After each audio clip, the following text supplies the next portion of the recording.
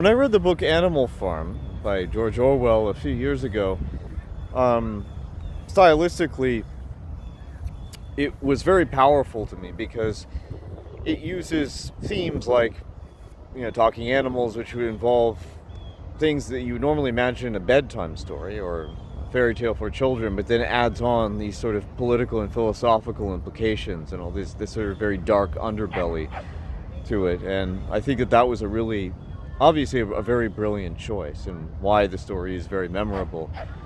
Um,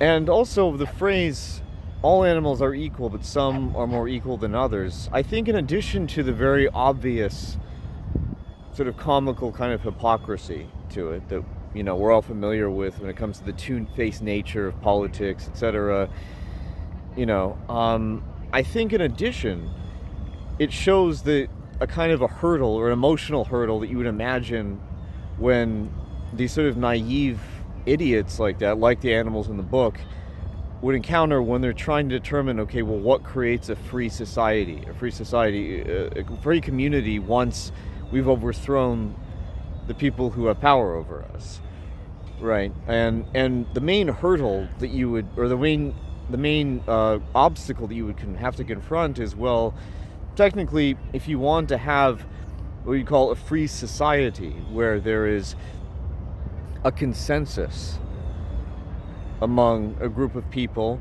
that there's mutual understanding, there is justice, and that there's some sort of moral code, well, of course, things have to be mandated then. All of this kind of behavior has to be mandated in the same way that you would imagine that, well, a social credit score would work. Right, and this is the line of thinking. Not that I really agree with this point of view, but at least that would be the line of thinking, right? That even a free society essentially has to involve a mandated consensus. And then the next step would be, okay, well, that means that there still has to be hierarchy, ultimately. And then eventually that turns into competition. But if you were to suggest, well, to a certain extent, it's possible to rely on human nature, or to allow human nature to allow that kind of mutual understanding between people, that sense of justice, and that to some extent we can kind of take our hands off the wheel and just let things take their own course. That might seem very naive to a lot of people. That would seem like you believe in something supernatural, when I personally don't really think it is supernatural. I think that it is possible to have something like that, but there's a kind of a laziness or a lack of willpower, a lack of discipline that you see among the animals in this book, because I get the sense that their mindset is, okay, well, if we're not going to, if there's nothing divine orchestrating anything, and we can't just simply rely on our own nature, well, there has to be something artificial to enforce it all.